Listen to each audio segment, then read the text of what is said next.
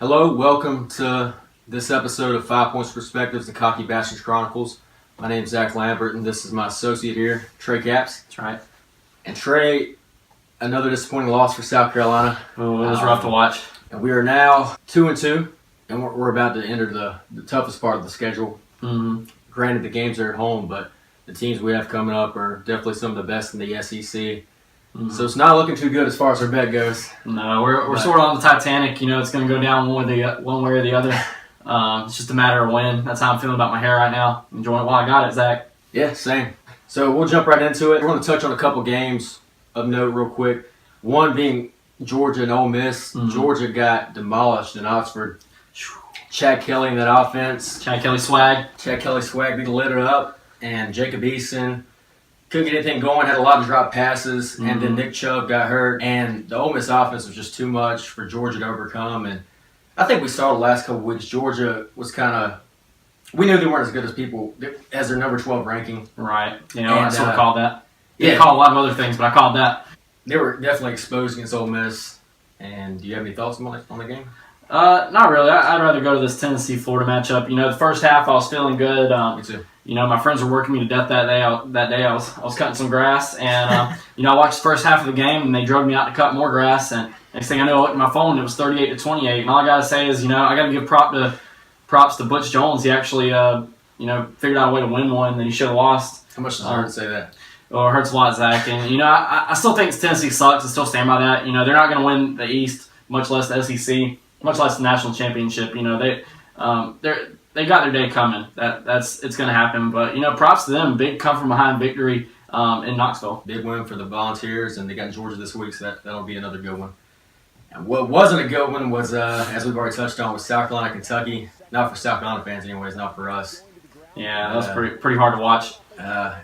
Offense, once again, was non-existent. We had a lead going into halftime, Trey, 10-3. We only had one drive throughout the whole game. It was an 80-yard drive that we got one touchdown on.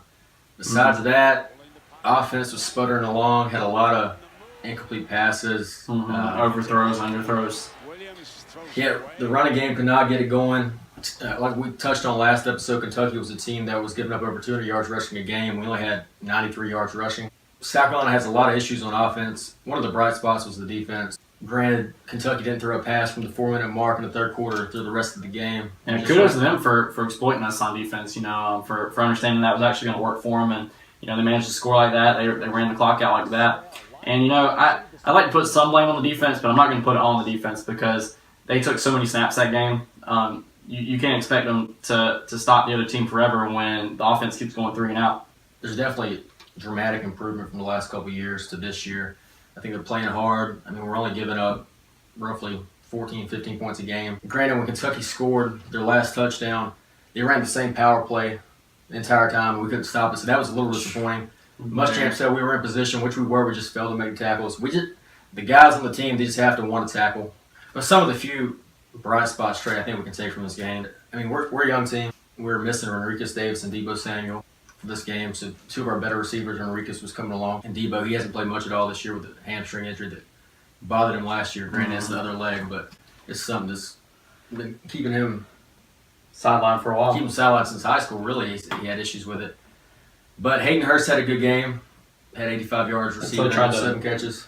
Until he tried to hurdle that 6'4" cornerback. That didn't really work for I'm him. not sure what that was about. But trying to make the Sports Center top 10 and making the Sports Center not top 10. Some young guys on defense. Keir Thomas played really well, I thought. Darius English, redshirt senior, he had 3 sacks, 8 tackles. Jamarcus King has really come along. I think him and Chris Lamont, they're forming a pretty good duo at corner. But the offense, until they can actually establish drives, keep the defense off the field for the majority of the game, I don't think we're going to see much improvement or many wins this year until that can happen. But Rico Dowdle's going to be playing this week, so maybe he'll get some touches against A&M. Marcus Lattimore came out and said yesterday that, you know, he's going to, the star is going to be born. Is that what he said? Yeah, something like that on Twitter. Same number, so Yeah. So maybe some of that magic will rub off. So now we're going to switch it up a little bit. You know, there's one big event that everyone was watching this week, and you know, a lot of different opinions on different sides. One of the most watched things on TV the last week or so. I think it was the most watched debate of all time. Yeah, probably. Yeah, do you have any opening remarks about that or any opinions on how it went? Well, Zach, one of the things, talking about this debate, this obviously wasn't a normal presidential debate. The rules were a little bit different. It wasn't about who knew more, whose policies made the most sense. Really, the media sort of framed the debate from the beginning. The bar was sort of low for Trump. The bar was sort of high for Clinton. For Trump, all he really had to do was show up, sort of look presidential, not look too crazy, and he probably would have taken this thing home. Clinton, meanwhile, her bar was a little higher. She had to draw Trump out, make him look crazy, make her points. She couldn't. Trump could probably look dumb and still win, but if any of her policies were incoherent, that would have gone against her. So she had to be coherent, but also not seem like a know-it-all and seem likable. First, I'm going to discuss basically the three main keys to Trump's victory. First of all, he just had to not look crazy, or another way to put it would be he had to look presidential. And I think he did that for the first 15 minutes. Would you say? Yeah, I would he say. kind of held it together, and then after some subtle jabs by Hillary, he really couldn't take it anymore, and just had to go back to how he's been pretty much the entire his entire campaign. So, and then his next big key to victory was, whether you agree or not, there's some buzz in the media saying he looks a little misogynist, a little racist, and he couldn't have any slip-ups that might have sort of shaded him that way. And, I think by that metric we have to say he failed. When birtherism came up, instead of just acknowledging he was wrong, he sort of put it on Hillary, sort of defended it in a way and said, that making Obama show his birth certificate was good for the black community. When he was asked how he was going to, bridge the racial divide in this country, he sort of said he was going to turn to stop and frisk, which has famously not been good at doing that. And then the misogynist aspect of this key, he sort of failed too. When it got brought up that he called Alicia Machado, Miss Piggy and Miss Housekeeping, he sort of defended it by saying Rosie O'Donnell was fat too. And I don't really think that, combined with his constant interruptions of Clinton, that didn't really help on the misogynist aspect. Trump, he had a tough time, like he has pretty much this entire campaign, staying on topic. Yeah, for sure. It reminded me of like a lost sheep, and Lester Holt kind of had to redirect him like a shepherd back to get back to the question. Answer the question we're asking you. And the last key to Trump's victory, I would say, was really, he didn't have to be up to snuff on policy. What he really needed to do was deliver sort of a knockout blow, sort of a one-liner that could, play 24/7 on Fox News, that could sort of put people in his corner, get people who didn't really pay close attention to the debate to sort of think he won it and to think Clinton lost. And I think even by that metric, he failed. He tried to deliver some one-liners, but a lot of times it came in the form of an interruption. And I think that really played to his disadvantage. Whenever he interrupted Clinton, like I said, it didn't play well with the misogynist factor. And then his more memorable one-liners were things that went against him. When Clinton accused Trump of cheering on the housing crisis, he came out and said, that's good business, which is not the one-liner you want if you want America to think you care about it. And then you have Clinton accusing him of paying $0 in income taxes, to which he responded, well, that makes me smart, which if you're trying to get on the side of the working man who definitely is paying taxes no matter what bracket he's in, that's definitely not the way to do it. The bar was really low for Trump, and it was really Trump's to win or lose. And Clinton didn't do a whole lot to win it, but she definitely sat back and let Trump lose it. And I think that was really the best thing she could do. Yeah, Trey, I thought Clinton did really well. I thought one of the things that really stood out to me was she seemed personable throughout. Right. When Trump would take jabs at her, she'd laugh it off. Whereas whenever she made subtle jabs towards him, he'd roll his eyes, seemed angry the entire time. So I think she definitely won in that aspect. He said that Clinton didn't have the temperament nor the stamina to be president, and he was the one out of breath the entire time, sniffling. She was fine. She held up well throughout the entire debate, and he was the one that showed a lack of temperament, where she held it together pretty well when he was throwing jabs at her. She laughed it off, and meanwhile he's over there rolling his eyes and acting crazy, huffing and puffing. So, which I don't know, that was some elite trolling he was doing when he came out and said he thinks he had a better temperament. Yeah, no one in that room believed that. Trump doesn't even believe that. That was just a level 10 trolling right there. I think the biggest key to Clinton's victory was to sort of appear personable and let Trump do the losing. And I think she did that well. And meanwhile, all Trump really had to do to win was to, try to look presidential, try not to appear misogynist or racist. And I think on all those metrics he failed. And so you got to hand this victory to Clinton. But there are two more debates, and maybe things could change by the time the third one rolls around. Famously, Mitt Romney sort of crushed Obama in the first debate, and then by the third one, people didn't really remember that. perhaps Trump still has time to win a debate or two and reverse this impression. Maybe. I thought Clinton won this thing going away. If I were her, I probably wouldn't participate in any more debates. What does she have to prove? Honestly, I don't see this thing changing much. Trump's been the same throughout. He's vague on his policies. He comes across as angry, and America's going to hell in a handbasket. Yeah, black communities and Hispanic communities are war zones worse than Afghanistan. I really don't think she has much to prove, Trey. So if I were her, I'd end it there and coast on to the election. So I guess we'll see what happens. That brings us to our next segment. Probably less fun to talk about, the USC A&M game. Zach, we usually come in here, talk about storylines, talk about X factors. There's only one storyline. There's only one X factor, and that's can this offense score? And it's pretty much a yes or no thing. If we can score against A&M, we may have a chance. If we can't score against A&M, then we definitely don't have a chance. That's my only X factor. That's my only storyline. And with that being said, I'm gonna say my score prediction is 21-20, South Carolina. Because we are cocky bastards, and I gotta stick with my team.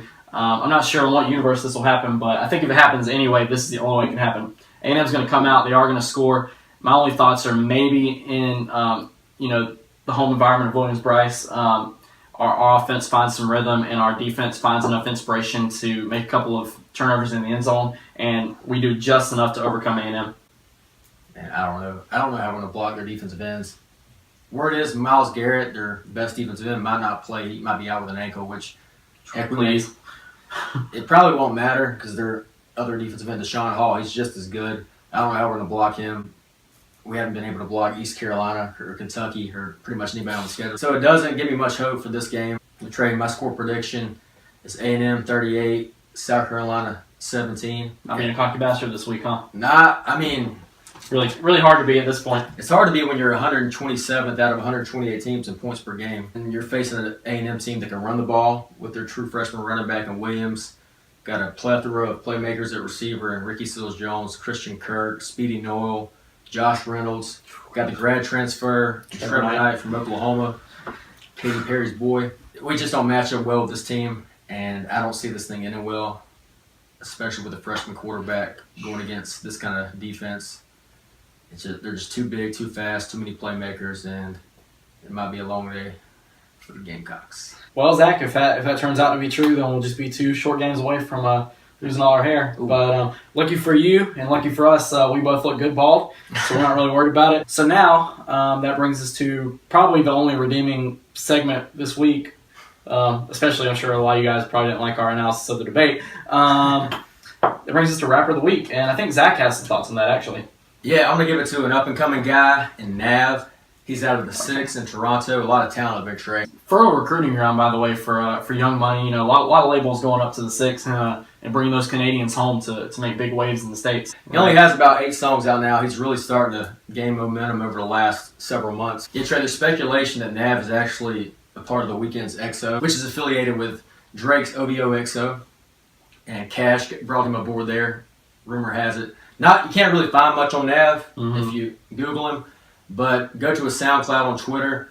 He has a lot of, like I said, he only has 8 to 10 songs, but they're all really good. He produces his own music, which is clutch. It's you don't see that a lot in today's game, But I think guys that can sort of be double threats in the rap game are getting a lot bigger these days, a lot more recognition. Yeah, and he's teaming up with Metro Boomin on some things. Yeah, so Trey, look for him over the next couple of years to really take off. I think he's starting to gain some steam now. Yeah, Trey, so that's my Rapper of the Week, going with Nav. And any closing remarks? I just want to remind you guys, tweet at us at VCB Chronicles. Send us a question. We love to answer questions on air. Follow us on Instagram, like us on Facebook, do all that good stuff. Follow us on YouTube or whatever. Subscribe to our YouTube channel, I should say. And, just be on the lookout for CB Chronicles to do big things on social media.